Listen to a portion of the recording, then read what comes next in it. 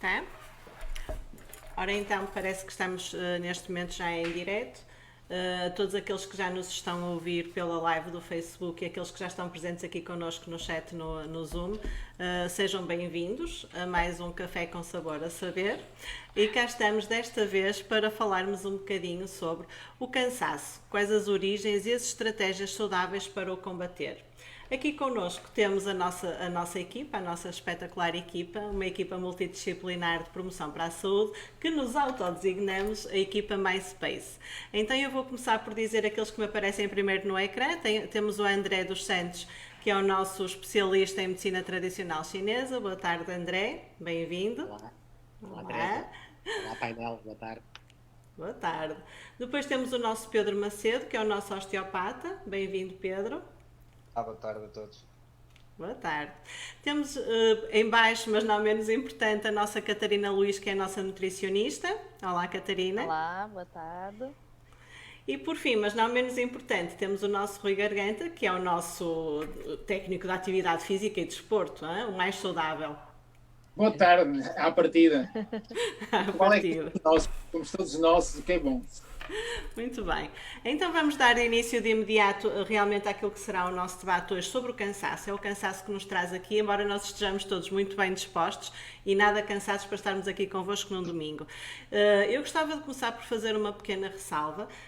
Nós apresentamos-nos aqui, é verdade que temos funcionado e continuamos a funcionar como uma equipa multidisciplinar e que gosta de vir trazer para aqui à discussão, para discutir convosco alguns temas que consideramos muito importantes para aumentar a literacia ao nível da saúde física e emocional de cada um de nós, não é? De cada um de vocês que está aí em casa e também que nos ajuda a refletir a nós enquanto equipa.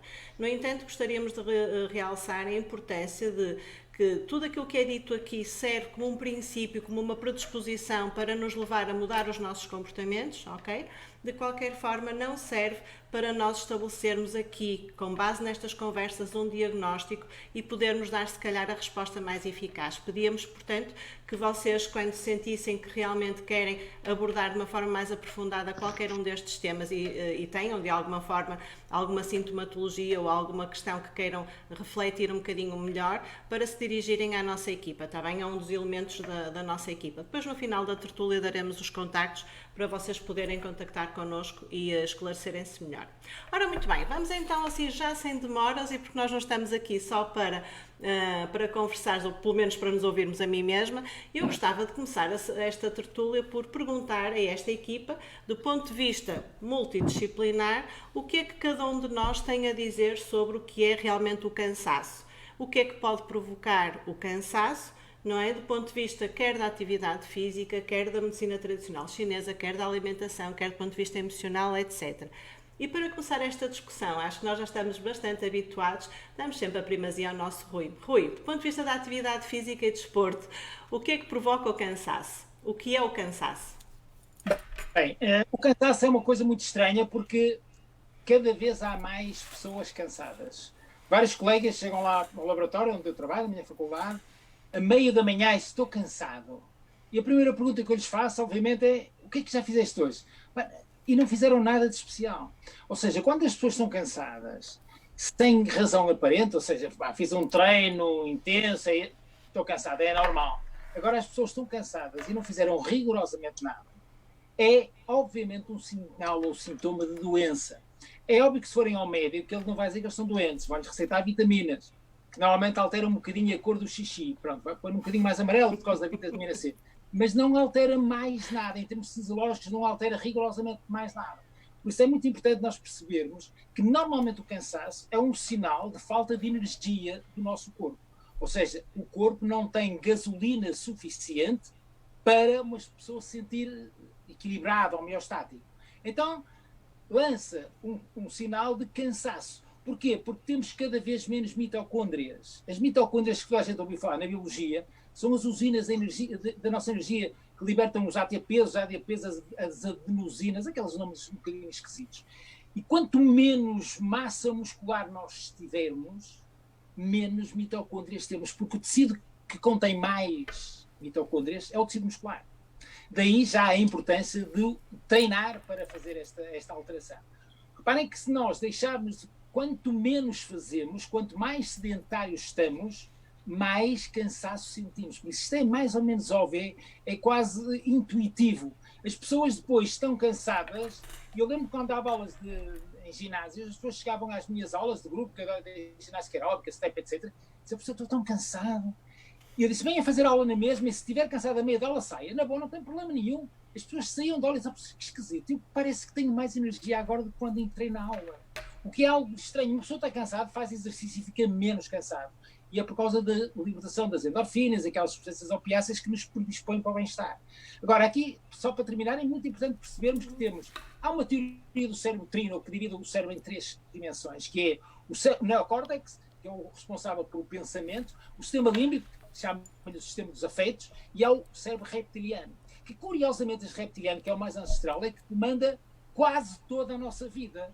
Ou seja, nós somos um bocadinho répteis por causa disso, particularmente o homem, porque a mulher não pode ser tanto que a sociedade não a deixa, mas nós somos um bocadinho mais animais, não sei se já tinham reparado nisso, mas pronto, é só para fazer o ponto da situação. E é este cérebro reptiliano que tem que ser sinalizado.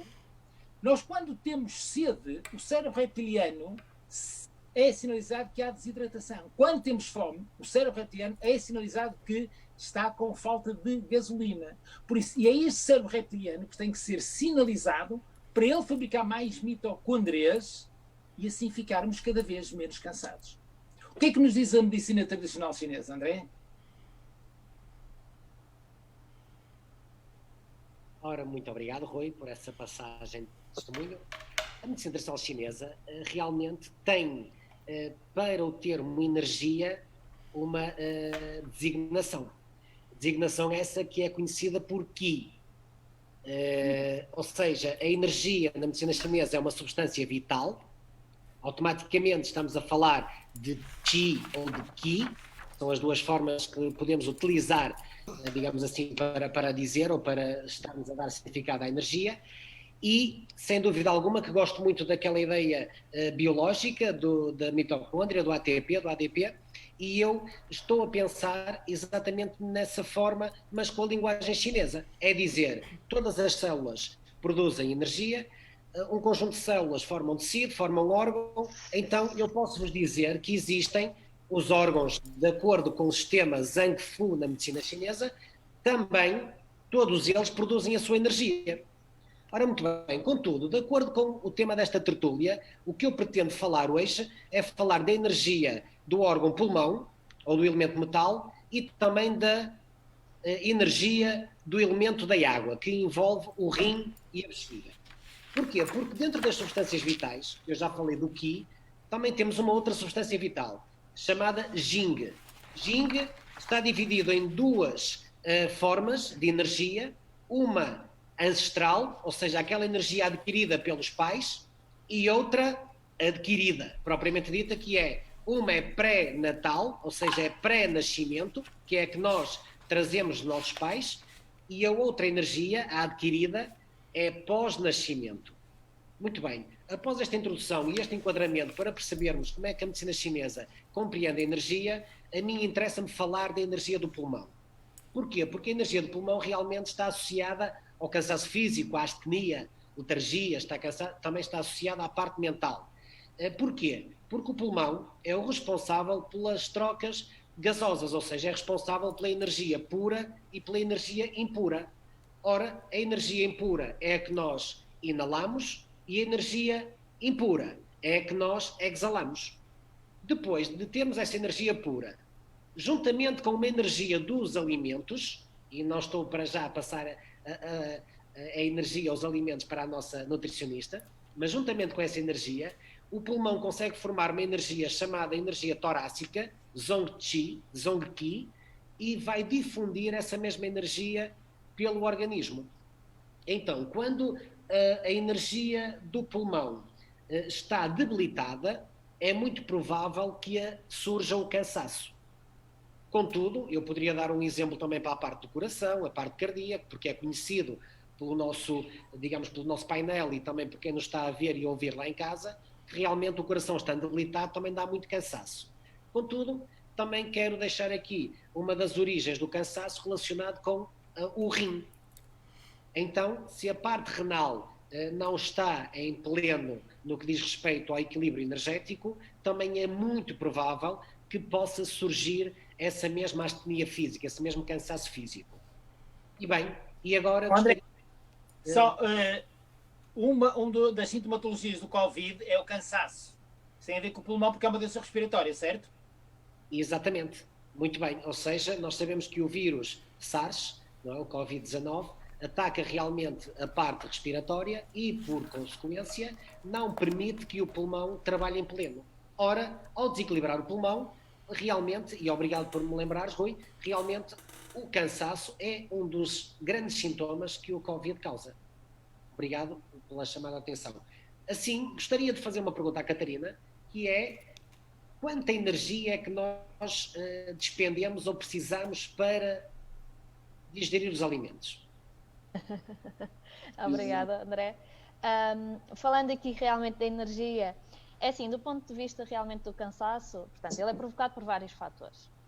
Falando da energia, como estávamos a conversar, e o Rui e o André já falaram então aqui desta questão da energia, e eu falo da parte nutricional.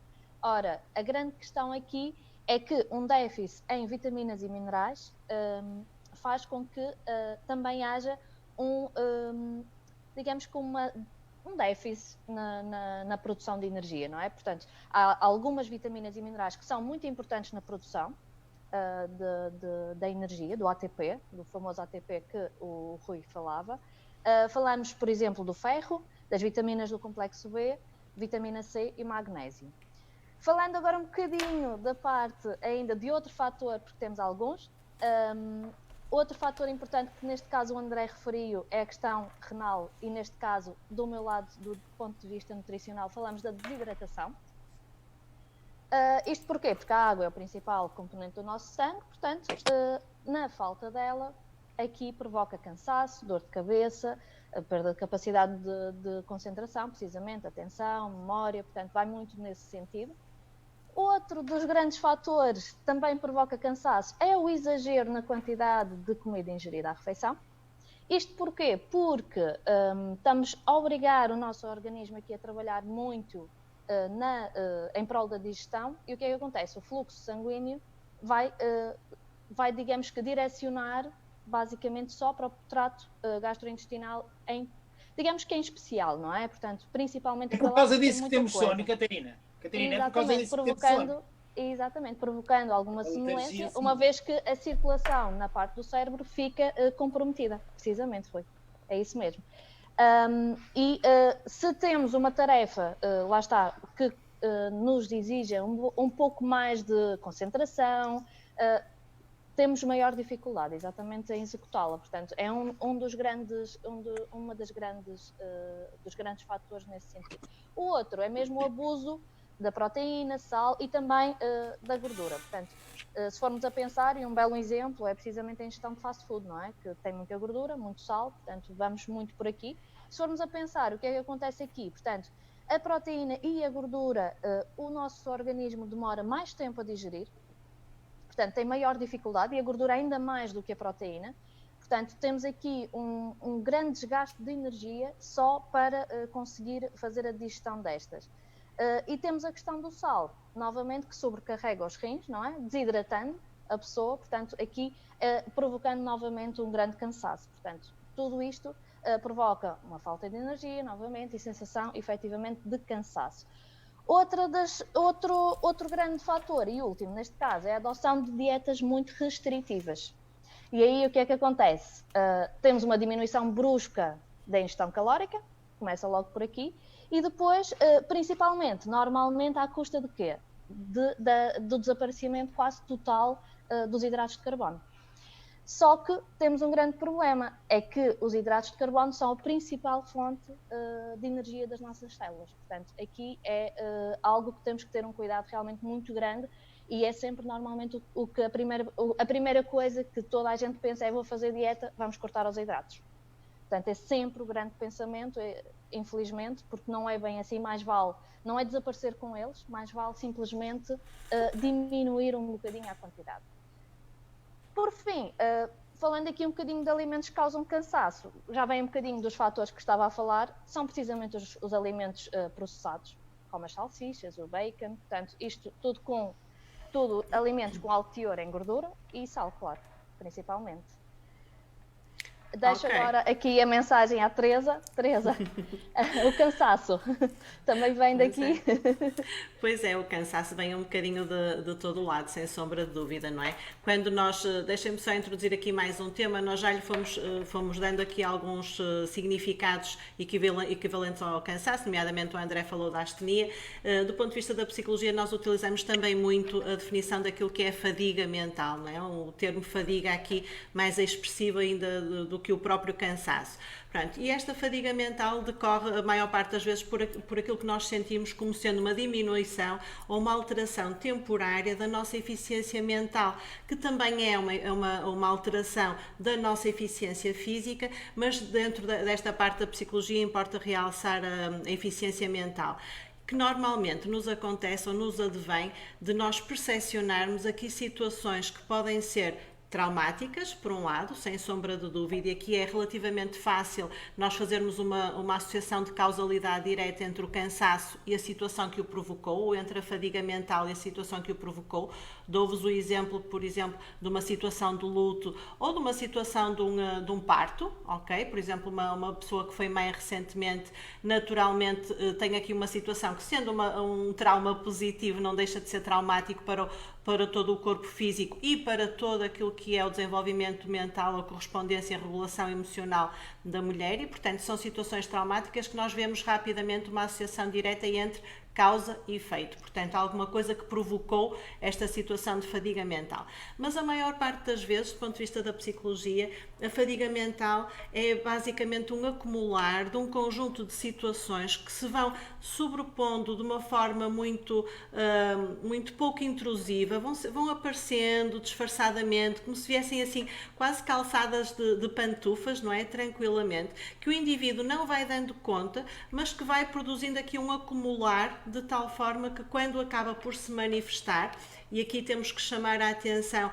àquilo que o Rui falou anteriormente, que é do nosso cérebro reptiliano, não é? Portanto, quando o indivíduo dá conta que atingiu um certo limite através do seu cérebro reptiliano, automaticamente acaba por começar a somatizar, não é? Portanto, digamos que dá o sinal de alarme do ponto de vista físico daquilo que é o sinónimo deste cansaço emocional. Deixem-me só dizer-vos que muitas estas situações que nos vão acontecendo paulatinamente, do ponto de vista da psicologia, nós chamamos de os life events, portanto, são situações cotidianas normalíssimas, ok?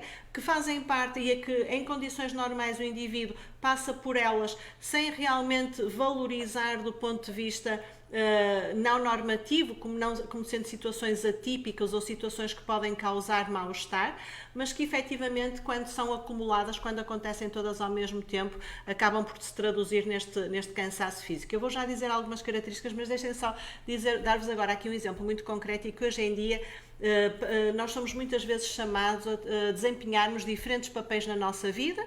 Isso também já acontecia, mas para além disso, do ponto de vista profissional, nós somos considerados multitask, não é? Portanto, nós basicamente temos que estar operantes num conjunto muito grande de situações. E reparem, para além dos diferentes papéis aos quais nós já estávamos habituados, ser mãe ou ser pai, neste caso temos vários cavalheiros, sermos esposa ou sermos maridos, sermos filhos, sermos estudantes, termos aqui um conjunto de situações, também somos profissionais. E enquanto profissionais, nós muitas vezes temos que desempenhar funções que são aquelas mais rotineiras e para as quais nós estamos devidamente preparados, mas a maior parte das vezes nós lidamos com desafios constantes. E, portanto, é todo este acumular de um conjunto de situações que nos causa esta fadiga mental. E que deixem-me dizer-vos, só mesmo para terminar a minha parte, que se manifesta do ponto de vista mais cognitivo. Portanto, do ponto de vista da psicologia, temos aqui duas grandes dimensões, o cognitivo e o emocional, ok? Do ponto de vista cognitivo, a fadiga mental manifesta-se logo de imediato a partir dos mecanismos de memória, dos mecanismos de linguagem e, consequentemente, dos mecanismos de raciocínio, aquilo que nós chamamos os mecanismos superiores, não é? De aquilo que é a nossa atividade cognitiva de nível superior.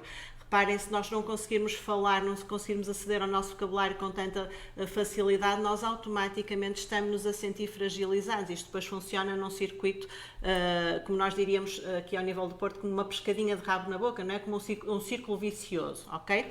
Do ponto de vista emocional, a fadiga mental realmente acaba por se manifestar, primeiro sintoma, irritabilidade, alterações do humor, vontade de chorar, muitas vezes, não é? Até associado com aqui alguns aspectos depressivos que depois o Pedro irá realçar. Essencialmente um aspecto fundamental que teremos que começar depois por combater, que é o isolamento ou os comportamentos antissociais, ok? Mas se calhar eu passava agora neste momento a palavra ao Pedro por esta questão da vontade de chorar e que muitas vezes nos dá aqui algumas indicações para alguns sintomas depressivos, vá. Pedro. Sim, bem, no extremo, os sinais de cansaço, esses que já foram abordados, não é? Como essa desmotivação, a irritabilidade, que é muito importante também, a alteração do sono, a astenia, a apatia, elas diria que no limite podem conduzir a um estado depressivo, não é? Que é considerada uma patologia dos tempos modernos. Sendo esta depressão um estado emocional psicológico caracterizado muito pela tristeza, já falámos, isto pode levar à instalação morfológica de uma nova realidade no indivíduo. Então, aquilo que se nota muitas vezes tendencialmente é uma postura mais fechada sobre si própria, ou seja, nomeadamente a nível dorsal, o que vemos é um aumento da cifose dorsal. Depois, uma outra característica que também se encontra, ou se pode verificar facilmente, é uma rotação interna dos ombros, ok? A nível também do próprio enfraquecimento da musculatura antigravídica, que o Rui já falou há pouco, e que é sobretudo fundamental. Estas alterações musculoesqueléticas, a par de um desenvolvimento do desequilíbrio homeostático, elas podem também desencadear por si só alterações a nível orgânico e visceral, e também, muito importante, a nível craniano, nomeadamente ao nível respiratório. Já falou aqui o André, o pulmão, e é muito importante. Depois, ao nível da esfera craniana, como estava a falar, temos um ponto muito importante que está relacionado com a hipófise, ou seja, a relação dos nossos ossos cranianos que desenvolvem tensões que muitas vezes geram algum tipo de bloqueios, são fundamentais para o desenvolvimento de uma má atuação, digamos assim. A hipófise é uma glândula de importância vital para a nossa regulação e também pela relação que ela tem com a suprarrenal, e aqui ao nível da produção de cortisol, que pode enfraquecer também a nossa resistência ao stress. Portanto, se há uma diminuição das resistências, o que causa um aumento da fraqueza, também pode gerar por si só um aumento, um acréscimo do medo que o indivíduo tem. Aqui uso a expressão que a Teresa já disse há pouco, que é a pescadinha de rabo na boca. Portanto, é um desencadear de pequenas alterações, mas que todas elas são importantes e que de uma forma global, não é? Quando as pomos todas no prato da balança, podem ser realmente vitais, não é? Esta instabilidade também me leva-me a outra parte do corpo, e aqui a parte que já falámos na tertúlia anterior, que é o joelho, não é? Portanto, traz-nos uma instabilidade também grande a esse nível, e aqui até criava uma ponte com o André, certo, André? Em termos de joelho, a relação com o rim também? Exatamente, é isso mesmo. Há bocado a questão do choro fácil, a tristeza, a Teresa já associou também ao pulmão, porque realmente a emoção está na origem de provavelmente diminuir a energia do pulmão, e os rins, entre outras responsabilidades, têm a responsabilidade de realmente nutrir os ossos. Automaticamente vai haver uma grande probabilidade de haver debilidade lombar, debilidade a nível da articulação do joelho. Quando o Pedro falou, e muito bem, da questão dorsal, de um aumento da curvatura anatómica, chamada cifose, também tem que ver com o pulmão, ou seja, é a zona onde o pulmão e o coração se encontram e que realmente são muito importantes para esta questão do cansaço, ou do não cansaço. Obrigado, Pedro. Volto a passar a informação. Ok. Desculpa, Pedro. Força. Não, sim. Era mesmo isto que era importante para terminar o raciocínio. Agora passo a ti, Teresa. Então, Eu ia só introduzir agora aqui a outra próxima questão. Diz André, força. temos aqui uma questão no nosso grupo, em Boa. que o Carlos Gomes, olá, Carlos, refere o seguinte: acordo há mês e meio por volta das 5h15, no horário do pulmão, porque o Carlos Gomes é uma pessoa conhecedora de medicina chinesa, e eu conheço, por isso desde aqui mando-lhe um abraço, e também anda com uma dor crónica na zona dos rins. E depois sugeriu, pergunta aqui quais melhores pontos e já agora suplementos para poder melhorar esta situação. Por isso, Teresa, volto a passar a palavra e quando chegar à minha parte das, digamos, estratégias terapêuticas, eu falarei dos pontos e a Catarina ou o Rui também falará dos suplementos. A minha parte era muito rápida, era mesmo porque eu acho que é importante, nós demos aqui um enquadramento geral e do ponto de vista multidisciplinar de como é que cada um de nós vê o cansaço, mas acho que agora interessa cada vez mais às pessoas que estão aqui connosco e mais uma vez muito obrigada e sejam todas bem-vindas, interessa saber como é que que sugestões é que nós damos para realmente tratar este tipo de cansaço, não é? Que tipo de vida podemos levar aos vários níveis, aos níveis das diferentes áreas disciplinares que aqui estão presentes e que nos pode ajudar a diminuir este cansaço físico e emocional. E para isso que eu começava, sem sombra de dúvida, pela nossa Catarina, começávamos pela parte mais alimentar. Pode ser, Catarina? Claro que sim, Teresa. Exatamente, portanto, na parte das nossas estratégias, pelo menos da parte da nutrição, temos algumas, não é? Começando, como já tinha referido inicialmente, a questão da desidratação. Neste caso, uma das grandes estratégias é beber realmente mais água. Isto porquê? Porque uma ingestão adequada é fundamental para manter aqui um bom fluxo sanguíneo, ponto número 1. E também na prática, há uma otimização do transporte então, de nutrientes para todas as áreas do corpo, incluindo o cérebro. E isto, claro, ter uma boa hidratação vai prevenir exatamente o cansaço e também vai promover um bom funcionamento renal. Isto é um ponto muito importante. Outra das grandes estratégias é não saltar o pequeno almoço. Isto porque longos períodos de jejum também, como aqueles que fazemos enquanto dormimos também, e sem ser, e hoje em dia o jejum intermitente está muito na moda, interferem na capacidade de raciocínio e produtividade após acordar, está bem?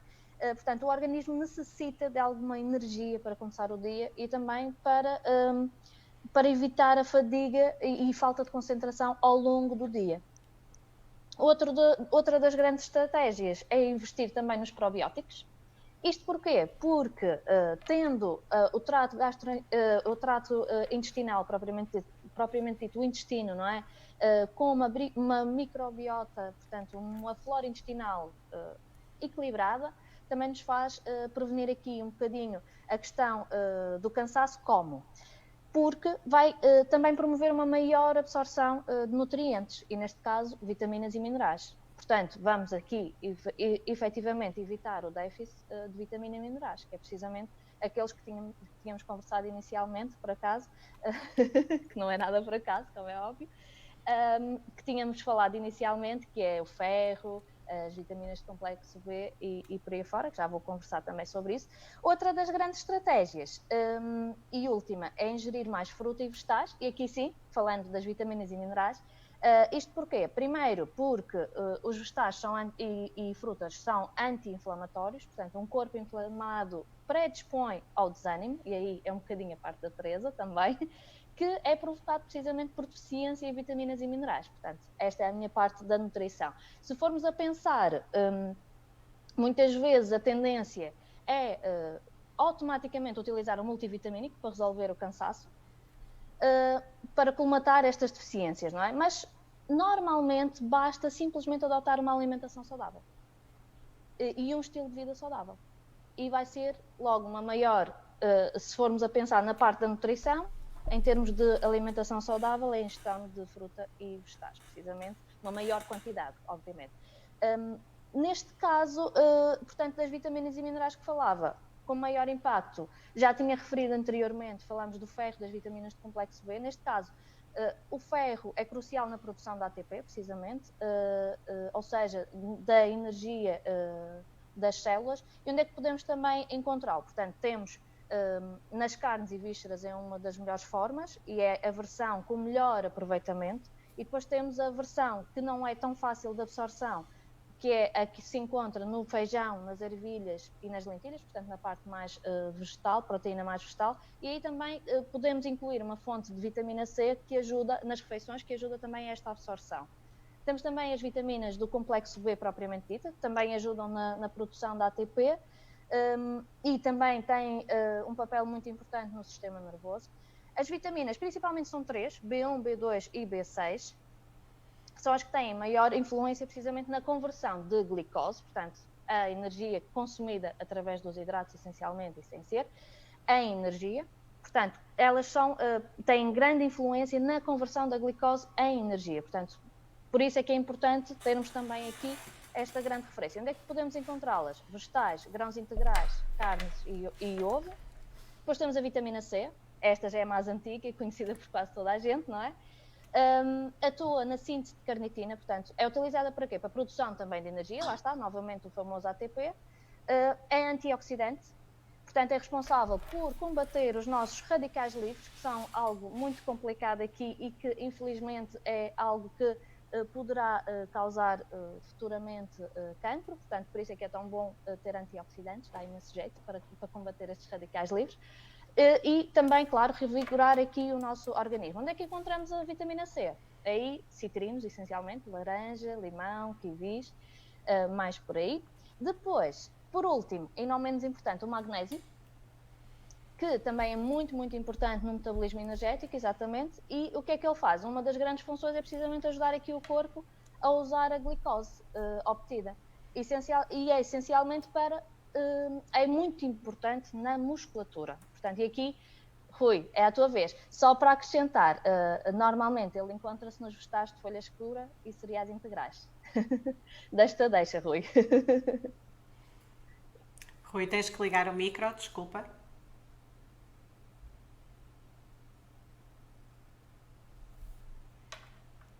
E agora já estou a ouvir. Já me estão a ouvir, obrigado.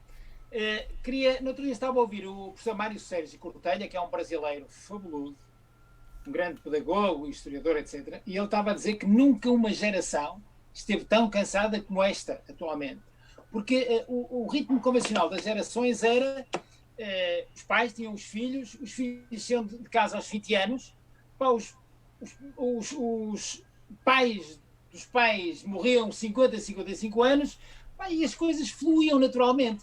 Atualmente é assim, os pais duram muito, ou seja, reparem que uma pessoa quando chega à minha idade, por exemplo, aos 50 mais 10 e mais alguns, não interessa agora para o caso, tem pais que eventualmente podem estar doentes e a precisar de nós, tem filhos que muitas vezes ainda não estão fora de casa, tem netos, e no outro dia encontrei uma colega que levantava-se às 5 da manhã para levar a filha ao emprego, depois vinha trabalhar, vinha cuidar dos netos, e à tarde tinha que dar aulas, e à noite e eu disse, Paula, tu como é que ainda não morreste? Ela, porque sou mulher. Eu, ainda bem que as mulheres nasceram para isso. Se calhar eu pensei um bocadinho mal, nasceram para ser exploradas. Não me interessa para cá. Mas, de facto, nunca uma geração como esta que nós vivenciamos atualmente esteve tão cansada. E tem muito a ver com isto. O ritmo também. Agora, estratégias para combater, para mim, as básicas que eu conheço, as que estão na minha de formação profissional, obviamente que é o exercício físico. Não é? Porquê? Porque o exercício físico faz potenciar a nossa massa muscular. Nós movimentamos, nós movemos, nós somos mais funcionais quanto melhor funcionar o nosso músculo. E nós temos que, nesta situação, aproveitar essa sinergia que nós conseguimos ter, aqui com vários saberes, que vamos tentar perceber o que é que cada um de nós pode dar à pessoa, porque uma estratégia apenas nunca resultou em lado nenhum, ou só por acaso pode resultar. Nós temos que confluir num conjunto de fatores. Então, reparem, o exercício físico é fundamental. Qual é o problema? A maioria das pessoas não faz exercício físico e pensa que a atividade física chega. O que é atividade física e exercício físico? A atividade física é fazer qualquer coisa. Andar é atividade física para a maioria das pessoas. E aquilo que eu falei de início, que é o cérebro reptiliano, tem que ser sinalizado de que é necessário mais energia, que é necessário chegar lá acima uma ordem que diga, olha, estas mitocôndrias que tu tens não chegam para as atividades do dia-a-dia. E como é que isso se faz? Quando acabarem, se fizerem alguma atividade tipo marcha ou treino a sério, vejam, pensem, qual foi a mensagem que os neurotransmissores enviaram para o meu cérebro reptiliano? Andei 1 hora, meia hora e no final, porreiro, estou fixe, praticamente nem preciso tomar banho, eu vou tomar uma banhada só porque sim. Ou, que cansaço, meu. E se isto for regular, quer dizer que se este cansaço chegar regularmente ao cérebro reptiliano, ele vai automaticamente sinalizar que é necessário maior número de mitocôndrias. Por isso é que andar na maioria das situações não chega. Tem que se fazer mais do que isso, tem que se fazer alguma exigência. Andar para o nosso corpo significa nós continuarmos a ler o abecedário. Estamos sempre a ler, e vais melhorar a tua leitura? Não, porque estou sempre a ler as mesmas coisas, a fazer basics. E o basics não chega para melhorar nada. O que é que nos diz a osteopatia, Pedro? A osteopatia diz-nos muita coisa, e sobretudo, se posso fazer aqui uma parte, uma das premissas básicas que normalmente eu também recorro é aos pacientes dizer-lhes: façam uma coisa muito simples, que é isto. Respirar, dá jeito. Vê-se logo que és designer, meu. Respirar dá muito jeito. Respirar dá de facto muito jeito. E como já disseste muito bem, não é? Em termos musculares é muito importante que o oxigênio circule e que alimente o nosso corpo na sua totalidade, sobretudo a parte muscular. O que nos leva a um fortalecimento para uma maior e melhor sustentação de toda a parte estrutural e esquelética. Portanto, isso por si só já nos ajuda a um melhoramento postural. Em termos estruturais e viscerais, quer seja pela aplicação das manipulações osteopáticas nos segmentos dorsais diretamente relacionados com o centro cardiopulmonar, não é? Ali o nível dorsal alto, D1 a D4, e até a nível lombar também, porque aqui estamos a interferir também com a parte renal. Isso será uma das formas que podemos recorrer. Portanto, depois, algo simples que temos logo também que fazer é verificar como estão as estruturas ósseas, as costelas, as vértebras dorsais, nomeadamente também a clavícula e o diafragma, porque são elementos-chave também para promover uma boa respiração e para que o pulmão de facto consiga funcionar com menos esforço e com uma maior capacidade. Depois, a outro nível, e a nível craniano, também podemos atuar ao nível da harmonização dos ossos do crânio, pois existe uma relação direta com a coluna. E para restabelecer o equilíbrio entre essas estruturas e, consequentemente, a funcionalidade, atuamos aqui a um nível interno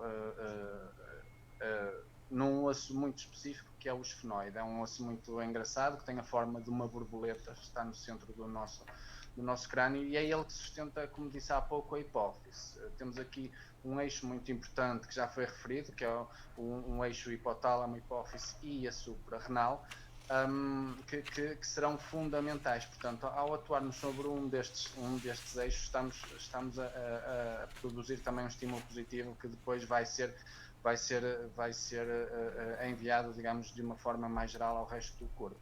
Também aqui existe uma situação muito importante que tem que ver com o movimento respiratório primário, tem que ver com a dinâmica dos fluidos internos, e que também a nível do crânio se pode fazer uma regulação, digamos, maior para que mais uma vez se prossiga o caminho do equilíbrio, ainda que nunca chegamos lá, mas pelo menos vamos tentando.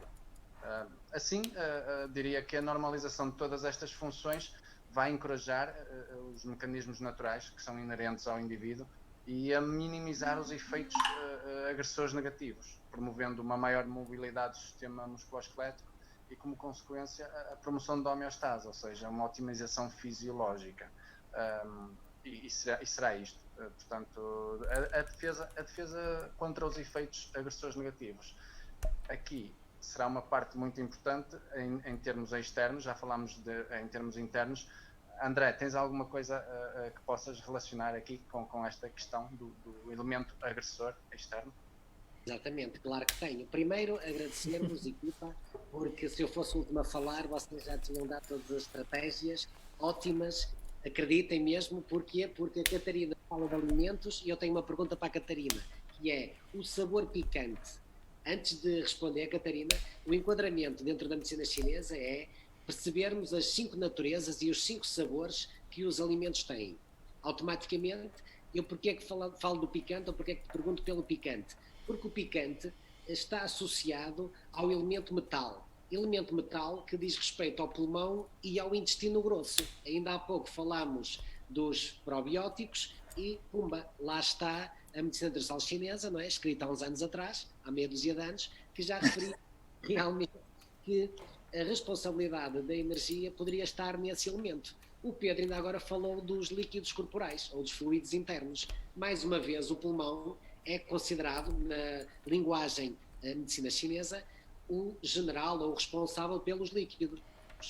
Por isso é espetacular, porque vocês realmente falaram das minhas estratégias, salvo seja, não são minhas, mas falaram das estratégias que realmente eu posso informar também o meu doente e encaminhar-vos para vocês, para os vossos domínios, porque na verdade é isso mesmo. Eu optei então por selecionar 2 elementos, o pulmão e o movimento da água.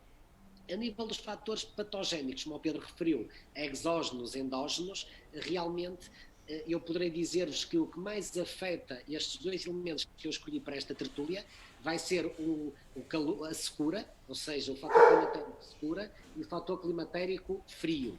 Por isso, porventura, nós podemos invadidos por esses 2 fatores climáticos, automaticamente eu poderei adoecer no meu pulmão, ou diminuir a energia no meu pulmão, estou a falar da secura, e poderei diminuir a energia no meu rim, estou a falar do frio. É claro que peço-vos para percebermos que somos um ser holístico que envolve outros fatores climáticos, que me envolve outras emoções, que me envolve outros tecidos. Contudo, é a relação que eu faço aqui também com a parte endógena e com a parte exógena no que diz respeito aos fatores patogénicos. Por último, a minha estratégia, para além de podermos equilibrar isto, para responder ao Carlos Gomes, eu certamente poderia usar 2 métodos de acupuntura. Método de acupuntura distal para controle de dor, mas também um método de acupuntura distal local ou regional para, além de controlar a dor dele, fazer com que a energia do pulmão se equilibrasse e ele deixaria de acordar às 5 e qualquer coisa da manhã, ou também equilibrar a energia do rim e a parte, digamos, da região lombar, onde ele sofre de uma patologia crónica, pudesse melhorar. O que eu quero dizer então é que eu poderia tratar o sintoma e a causa, ou se quisermos a consequência e a causa, em simultâneo. Por isso, as estratégias que eu deixo aqui são numa componente física, numa componente também energética e, por fim, vou deixar uma estratégia numa componente emocional. Ou seja, o pulmão, o movimento metal, diz respeito à tristeza, como eu já tive a oportunidade de referir esta tarde, nesta tertúlia, e o movimento da água, que ainda agora falámos da água e da hidratação, onde está o rim e a bexiga, por isso, obrigado, Catarina, por teres falado da hidratação. O movimento da água tem que ver com o medo e com as fobias. Ou seja, o que eu peço é, se porventura nós sentimos esses sinais, essas emoções a exacerbar, volto a repetir, tristeza, melancolia para o pulmão, medo, fobias para os rins, eu pedia as estratégias à Teresa. Ora bem, isto realmente eu vou ter que repetir as tuas palavras, André. Isto é bom quando nós conseguimos perceber que os nossos discursos se vão complementando, não é? E que de alguma forma todos nós já fomos dando algumas respostas para aquilo que o colega que vem a seguir precisa. Eu gostava de dizer que nesta parte eu vou já pegar no desafio que me lançaste, André, em relação à tristeza, ao medo e às próprias fobias. De qualquer forma, eu gostaria de estabelecer aqui que o grande objetivo que nós, enquanto indivíduos, quando estamos cansados, quando estamos com fadiga mental, temos, é realmente voltar àquilo que são os nossos hábitos, não é? Os hábitos mais ou menos rotineiros que nos permitem ter uma sensação de ter um sentido de competência, ter a sensação de que dominamos novamente aquilo que é a nossa vida, as nossas rotinas e principalmente aquilo que é a nossa eficácia no desempenho das diferentes tarefas que temos que desempenhar no nosso dia-a-dia. Portanto, este é o grande objetivo. Para isso eu preciso de recuperar os meus níveis de energia habitual, não é? E para recuperar os meus níveis de energia habitual, eu sem sombra de dúvida, ainda antes de chegar aos momentos mais depressivos, eu preciso um bocadinho de tudo aquilo que a Catarina disse ao nível da alimentação, sem dúvida.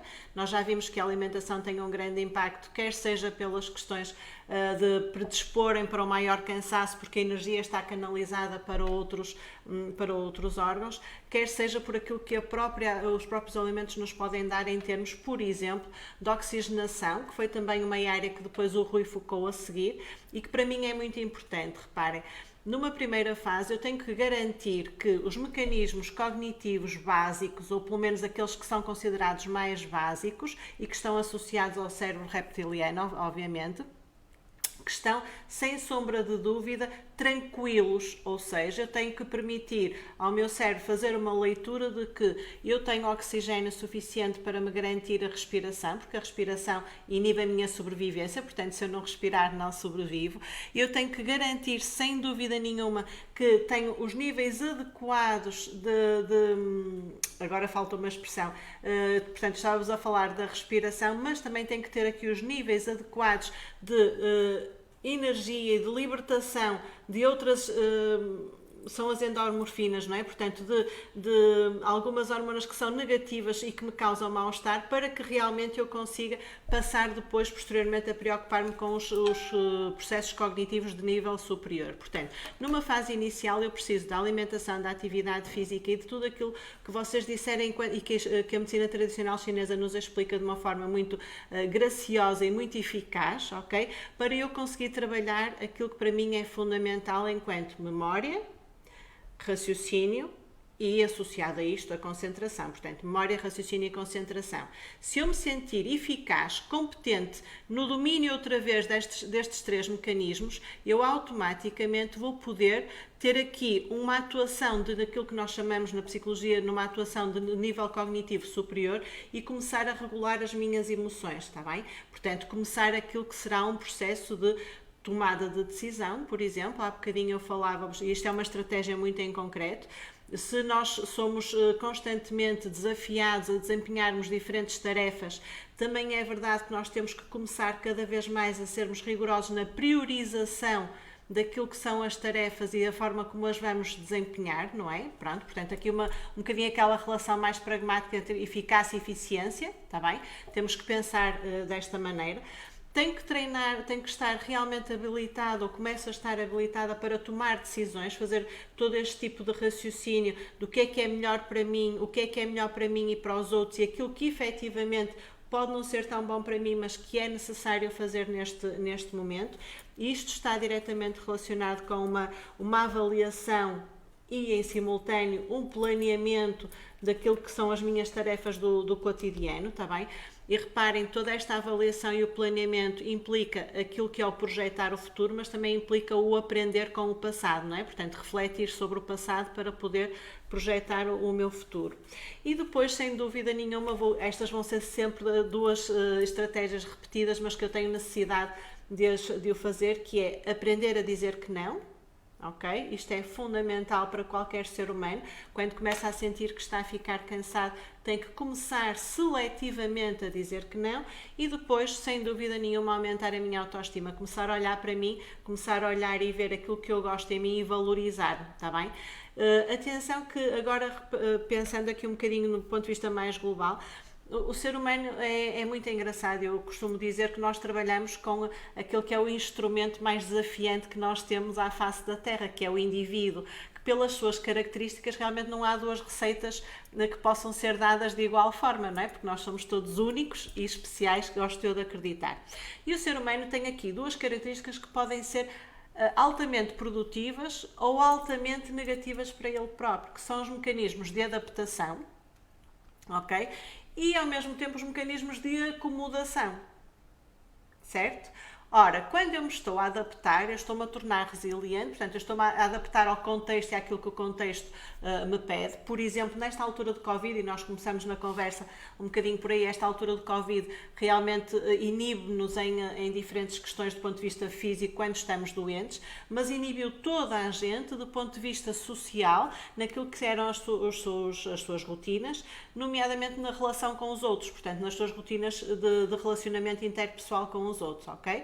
E, portanto, nós demoramos aqui bastante tempo a adaptar-nos. Eu acho que ainda é um ponto que ainda não estamos todos conseguidos, mas se calhar um dia podemos fazer uma tertúlia muito com base nestas questões associadas ao Covid e à regulação emocional em tempos de Covid. Mas reparem, nós ainda não estamos totalmente adaptados e quando nós começamos até a convencer-nos de algumas coisas que nos vão continuar a acontecer por causa de Covid, de repente somos confrontados com novas alterações e, portanto, aqui o indivíduo está constantemente a ser desafiado e por isso sim, nesta altura mais do que nunca, o cansaço das pessoas, o cansaço, a fadiga mental é por demais evidente em todas as faixas etárias, desde os mais pequeninos até aos mais idosos. Pronto, a questão da acomodação é muito má e aqui eu vou responder ao André, porque efetivamente, quando nós falamos daquilo que é a tradução do pulmão em termos energéticos para o ser humano, a verdade é que isto volta a apelar aos meus mecanismos mais inferiores do ponto de vista cognitivo, ok?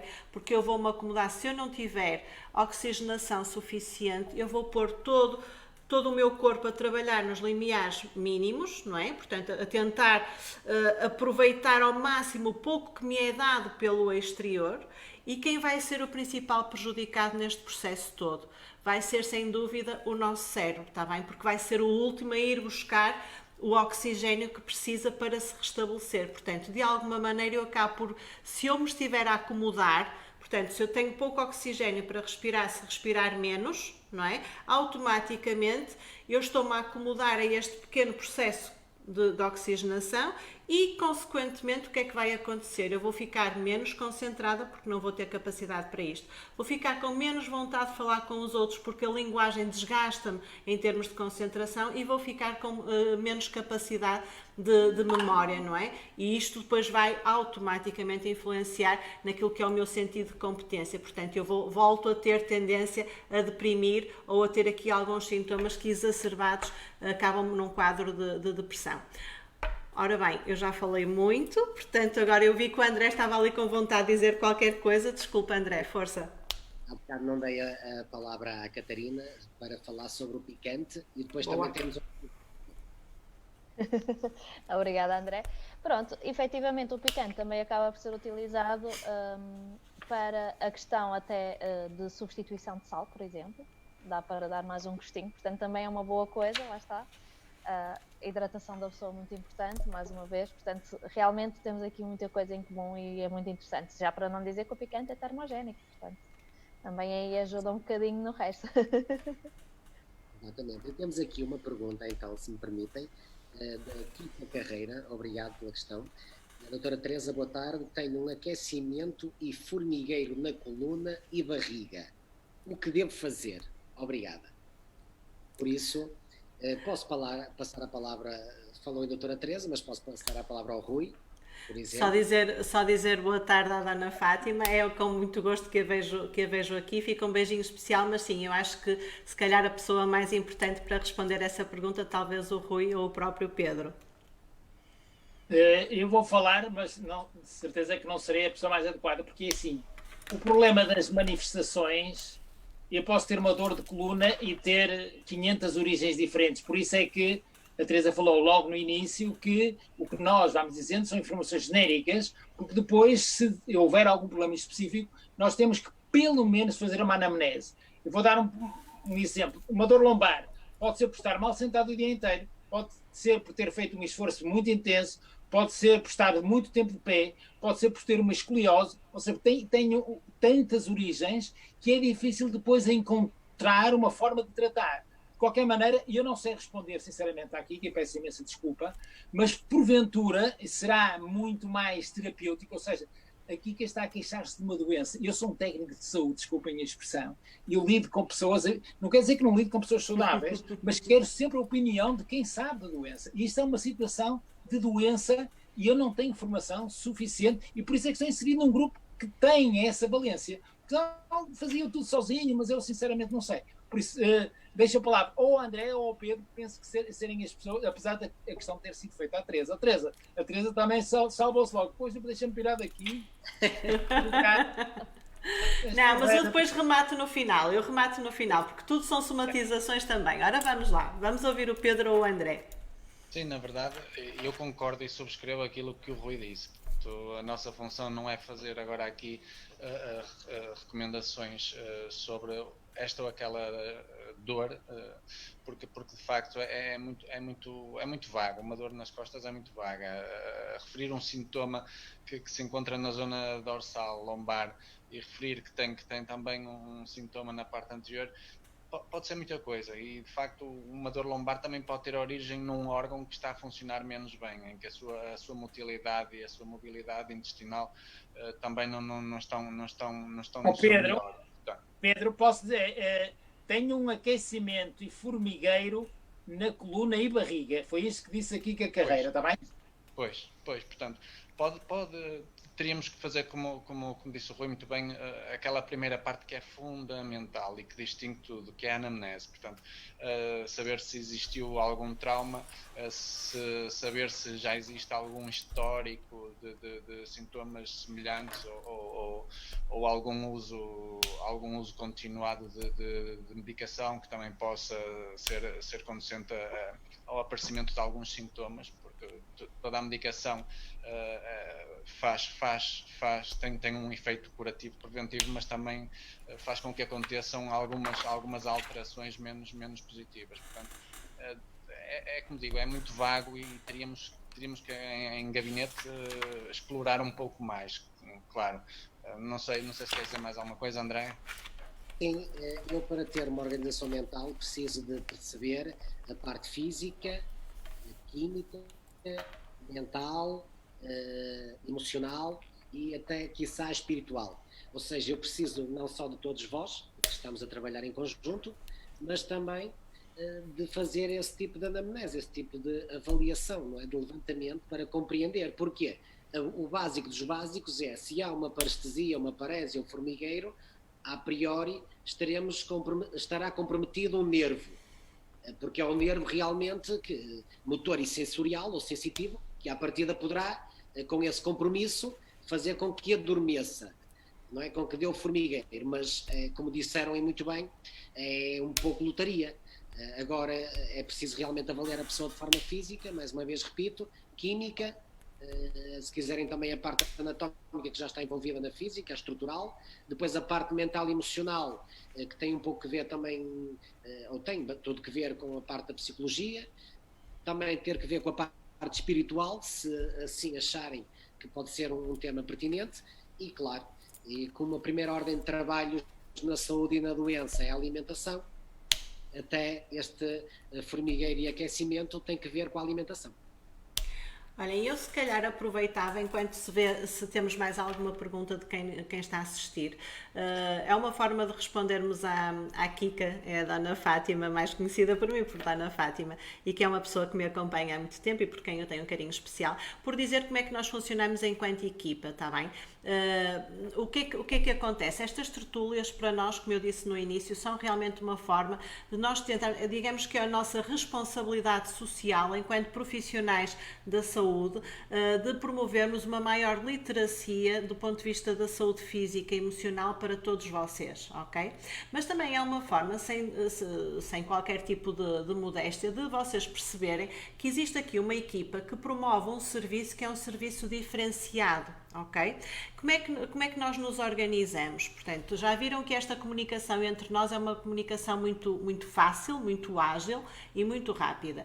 O que acontece é que se algum de vocês que está aí em casa precisar de uma conversa e perceber melhor determinados aspectos perante os temas que nós aqui vos colocamos, ou outros que vos possam surgir, vocês devem começar por primeiro procurar a MySpace, não é? E a equipa MySpace tem como sede, como local físico a Rua de Ceuta. Nós temos consultório na Rua de Ceuta e podem também sempre ligar para o número de telefone que está associado à equipa MySpace, que eu vou dizer assim muito rapidamente, mas depois fica também no póster, acho que até já lá o colocamos, que é o 931 167 465. E depois, aqui mais importante do que esta promoção da equipa é dizer-vos como é que nós nos articulamos. Portanto, quem atende o telefone faz 2 ou 3 perguntas muito rápidas, mas que são essenciais para quê? Para fazer de imediato um primeiro encaminhamento. Ok? Um encaminhamento para aquilo que nós chamaremos o gestor de caso. Por exemplo, nesta situação, provavelmente, que a Kika nos fala aqui, provavelmente o telefonema seria encaminhado, ou o primeiro contacto seria encaminhado para o André ou para o Pedro, por aquilo que são as características da queixa que a Kika apresentou assim de imediato, ok? O que não quer dizer que depois não fosse salvo de toda uma avaliação conjunta por parte da equipa. Mas esta anamnese, portanto, reparem, telefonema, 2 ou 3 perguntas muito rápidas para permitir determinar para qual de um de nós é que vai fazer depois uma primeira avaliação mais completa, que será correspondente àquilo que o Rui já falou, que é uma boa realização de uma anamnese e na qual já está contemplada cada um dos nossos saberes, está bem? Independentemente de ser eu a fazer, ser o André, ser a Catarina, ser o Rui ou ser o Pedro, a anamnese permite depois à equipa analisar o caso daquela pessoa que nos contactou e fazer realmente uma proposta de trabalho com aquela pessoa, que pode ser, em algumas situações, começar por resolver uma situação de doença, como disse o Rui, e muito bem, mas que também pode ser, a maior parte das vezes, aquilo que nós consideramos apenas pessoas que nos contactam porque querem continuar ou querem manter ou querem estar de boa saúde e, portanto, nós trabalhamos muito no sentido da promoção da saúde. Ok? Não sei se, entretanto, com esta explicação, André, se surgiu mais alguma pergunta por parte de quem nos está a ver e a ouvir? Não, Rui? o que eu estou a ver aqui não. Não? Pronto, Não, então...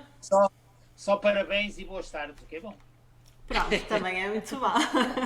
As boas tardes e o termos aqui gente sempre connosco é realmente muito, muito agradável. Pronto, vocês sabem que a sessão fica disponível ainda no Facebook. Entretanto, esta semana prometemos colocar disponível também no YouTube. Nós estamos em falha com os nossos ouvintes e as pessoas que gentilmente estão aqui disponíveis para nos ouvir, mas estas 3 tertúlias que foram feitas já vão estar disponíveis no canal do YouTube. Ora, da minha parte, eu despeço-me. Foi um gosto muito grande estar aqui. Aliás, para nós é sempre um gosto estarmos os 5 juntos e estarmos juntos a falar convosco, a partilhar convosco o nosso know-how. É fantástico do meu ponto de vista. Obrigada a todos que estão aí em casa e peço aos colegas que se despeçam. Só queria lançar aqui um desafio, que era o próximo tema, sono, stress e sistema imunitário. E depois a nossa paranoia do costume, que é saúde e doença. Muito bem. Então, sono, stress. Exatamente. Ora, repete por isso, faz favor. Para vocês, e se alguém do público quiser também colaborar connosco, fazer logo algumas questões prévias, está bem? E por mim também me despeço com amizade, como dizia o engenheiro Sousa Veloso, que na altura estive a ver na memória.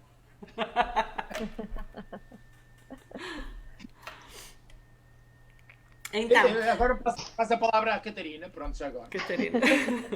Pronto, foi um prazer, como sempre, não é? Despeço-me também. E até à próxima tertúlia. Ficamos aqui já com o repto que o Rui deu. Resto do bom domingo. Muito obrigado. Igualmente, igualmente. Tchauzinho. Então fiquem bem. Não, falta o Pedro. Tchau, Pedro. Falta o Pedro. Boa continuação, resto do bom dia. E até uma próxima. Então fiquem bem. Adeus.